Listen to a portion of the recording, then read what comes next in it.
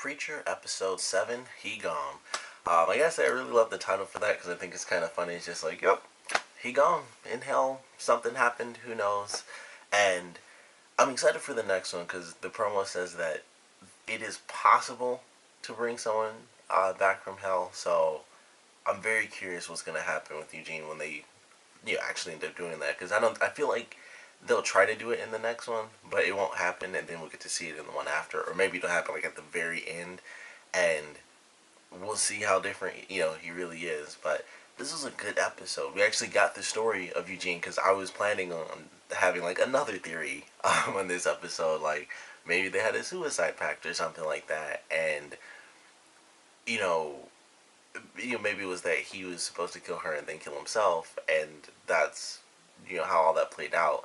So that there were a lot of still had a couple of theories, but we not only get the actual story behind what happened to Eugene, but we also get Kincannon at the end of this episode, just going crazy. Like I don't know, I still don't understand. Like he killed these people, and I thought for sure what he was gonna do was go to him and say like this is exactly what happened. So I wasn't sure what to really expect. And he's just like, yeah, I'm not a Christian. And he, was like, you're going to sign these papers and stuff. And I was so confused. I was like, I really thought that there's just, like it just showed us something new as far as, his powers. And once again, I mean, he was saying serve God. So, there's that. And I guess technically he still could be under that control. And like I said, in the episode when he killed those people, like you say one thing to one person and they have a different interpretation.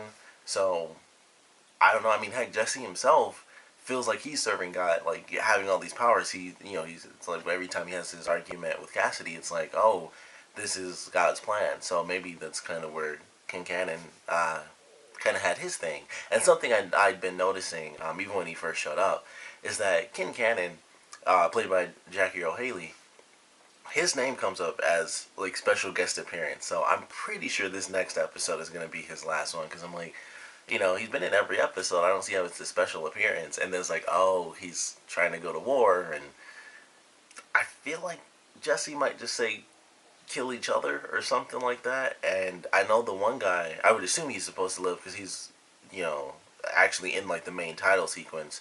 So the guy with the broken arm, I assume, is somehow going to survive this, and maybe he'll understand a little bit more about Jesse's power. I mean, he basically understands it 100%. Like, he knows what he was told, and he remembers everything. And I guess that's a part of it, because it's one of those things, I guess, because for him, it seemed, very specific to that situation where Jesse was like, put the gun in your mouth and stuff like that. But for Kincannon, it seemed very broad. So, I don't know if it's still just over time, it's like, yeah, they listen to you, but then it just kind of fades away after maybe something happens or, something like that. Because whatever he said is the reason he met up with the people. And so there's still something in there that, Jesse said to Kincannon that made him get to that point where he killed those people. And I guess that's kind of what snapped him out of it. Like, well, that's not serving God. So I don't know, he kind of snapped out of it, even though initially he did follow, the rules, I guess. But it was still really cool because I didn't, he says, like, he gives the quote when they're after when he's about to leave, when they're sitting down and talking and stuff, and it's like either die, or it was like win or die or something like that, or kill or win, something crazy like that. And it was like, okay, that doesn't sound great. And then of course we get the ending scene, and he's just got all his people there. I don't know why the heck those people were dressed up like Confederates. That didn't make any sense to me, but clearly they're all racist, so I don't care. But they're all just marching, they got all their guns, and he's just holding on to like the bulldozer or whatever that specific piece of equipment is really called. And it was crazy. And Jesse, I believe, is by himself because who the F knows what happened between him and Cassidy, because I assume, because once again he's one of the main characters, so I'm pretty sure he's not dead. I'm pretty sure he hit him with the extinguisher, and he probably did kick him out because he didn't show up again. So maybe he did actually like get rid of him like Tulip said, but I'm sure he saved his life. And so we'll have to see what happens there, because he might come back and he might actually end up helping him, deal with all these people. So I don't know. I mean, it's kind of just like he reveals the truth to him, and he's on fire and stuff. And I love the way they did the visuals where he was like boiling at first, and then he like really bursts into flames. I thought that was actually kind of cool. It's kind of gross because it was, you know, like for some reason like boils and, you know, stuff like that always look gross to me. But you know, it's like that starts up and then he like actually bursts into flames. I was like, I kind of like how they did that visually. I thought it was pretty cool. So sure, he's out there somewhere. He might come back and actually help Jesse. Who knows?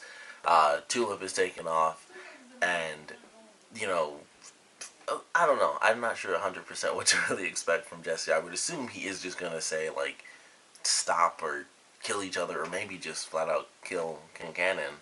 And it's like, oh, look at that! All you, you know, you guys were the ones that did that. You probably don't want me to tell the sheriff or something. I'm not sure. But Jesse in this episode was pretty crazy because it seemed like it was kind of hard to tell going through. I was like, I'm not sure if this is really Jesse or if this is the creature kind of taking over because he keeps using the power so much.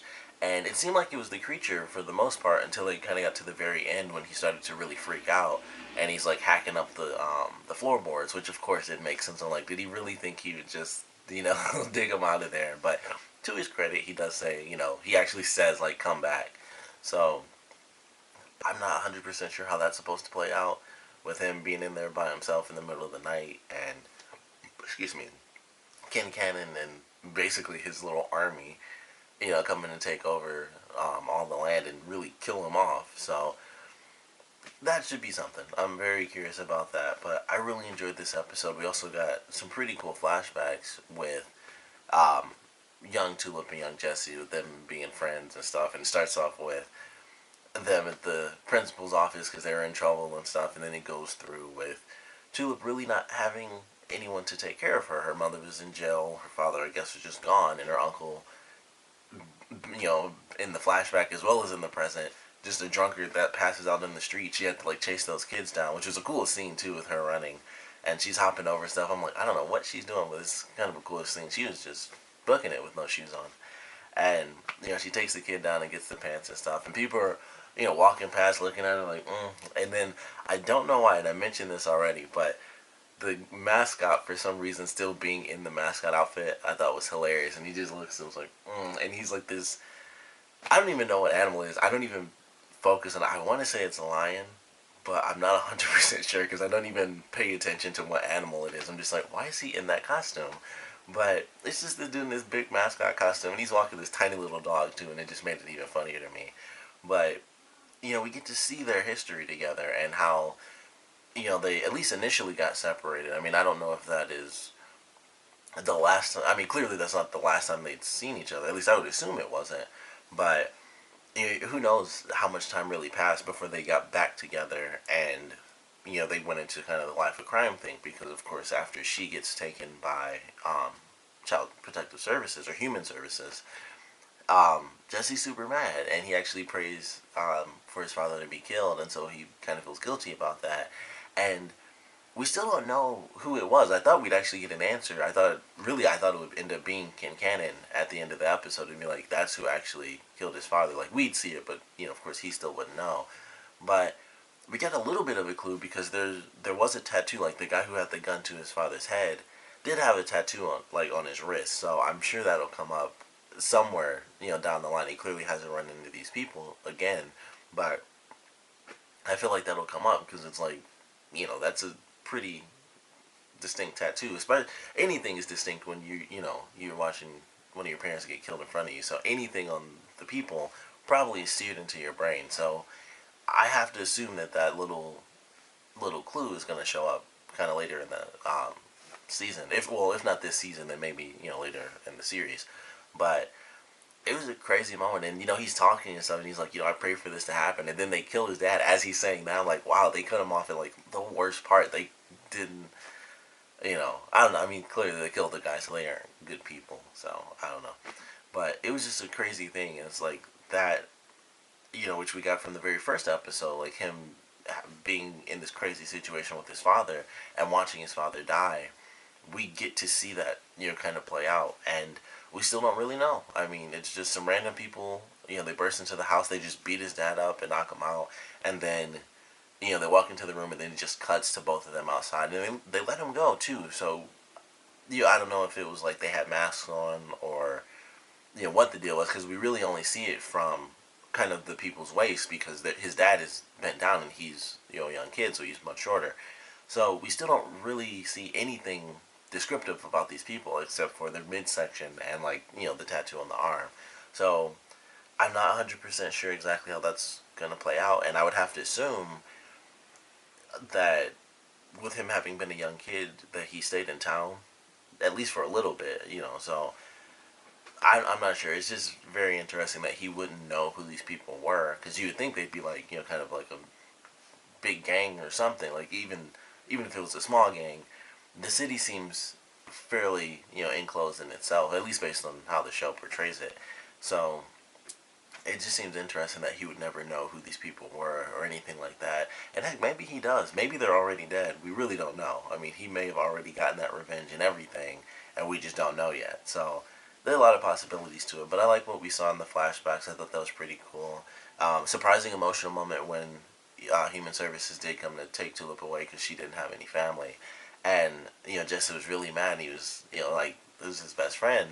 And I thought that was actually a pretty good scene. It was sad, of course, but I thought that was definitely a well done scene. And then, of course, it leads to a really angry child, and then he feels like he's responsible for his father's death. So, added an interesting element to Jesse's character, because he doesn't ever really talk about his father, and no one brings it up. Even the people in the city. It's just like the only references to his father that his father used to be a great preacher, and that's really it. They never talk about anything else, and they don't ask him. I guess because it's been forever, why would you ask him at this point, how are you feeling about it? So it makes sense that no one would ask stupid questions like that. But got a little bit of insight there, which I certainly enjoyed. We got, a crazy ending with Kin Cannon and his, mini army, and hopefully Jesse kind of realizing that he's, screwed up. And I'm not 100% sure what to expect from the next episode, though, because even though this one ends with him kind of snapping out of this sort of neutral state that he's in, like pretty much the whole episode, even though he does it at the very end, I feel like if he goes right back to using the powers, it might not matter again. Like, I'm not sure. Once again, I'm not 100% sure. I would assume it's the power that made him not really care. Because even, like, in the beginning of the episode, he's like, they have the swell of the music, and he's looking, and then it's just like, and he just opens the doors, and it's like, nothing happened. So I'm assuming it's the power, and we'll just have to see how it continues, to affect him. But I thought this was a really good episode. It's very tense, especially with Cassidy. Those are my favorite parts, because with what happened at the end of the last episode, I'm like, I know that he's a main character, but so is Eugene, and I'm like, I still don't know what to expect, because he keeps making him really mad, and I'm like, I feel like he's gonna say something, and it'll get himself killed or something crazy like that. And I really thought for sure when they were in the sun, I thought that maybe they'd have Jesse say like, "Come here," and Cassie be like, "Forget you" or something like that, and he'd try to walk off, and he'd be like, "Come over here," and then he'd walk into the sunlight. That's what I was thinking during that scene, but unfortunately, it didn't play out that way. And of course, technically, I don't know if he saved him. Maybe he's in hell too. Maybe they're both in hell, and we'll find out in the next episode. He wants to save both of them because he kind of screwed up by judging Cassidy just for being a vampire. So I don't know. I assume he put them out, and he's not trying to save both of them. But who knows? We technically have to wait and see. I'm just assuming that he saved them and kind of just kicked them out pretty much. But definitely looking forward to the next episode. Of course, I want to know what you guys thought about it, so please comment below. Let me know your favorite parts, your least favorite parts. And of course, with the mini army coming to wipe out the church and take out Jesse, I definitely want to know what you guys think is going to happen, because I know Jackie Earle Haley is, like I said, his name always comes up as like special guest appearance. So I assume that he'll die in the next episode, but even if he does, I don't know if, Jesse would make everyone forget, or, if he'd have them kill them and say, like, hey, you guys came here and killed him for no reason. Like, he'd make up a story. I don't know. But there's just a lot of possibilities. But I think he'll die. But I know that the other guy would live, the guy with the broken arm. So with him knowing what he already knows about Jesse's power, even if no one really believes him at this point, it's just a big mystery. Like, how exactly is that supposed to play out? Where he gets rid of one person in front of dozens of people, but the other dozens of people don't react to that. So there's a lot there, and who knows? Him maybe using his power on a wide scale could be really bad. Who knows? There are a lot of possibilities to it. Still a lot of huge mysteries about this power and if it really does take over him and stuff like that. So we'll just have to wait and see. But I would love to know your guesses. So like I said, please comment below, let me know, and thanks for watching.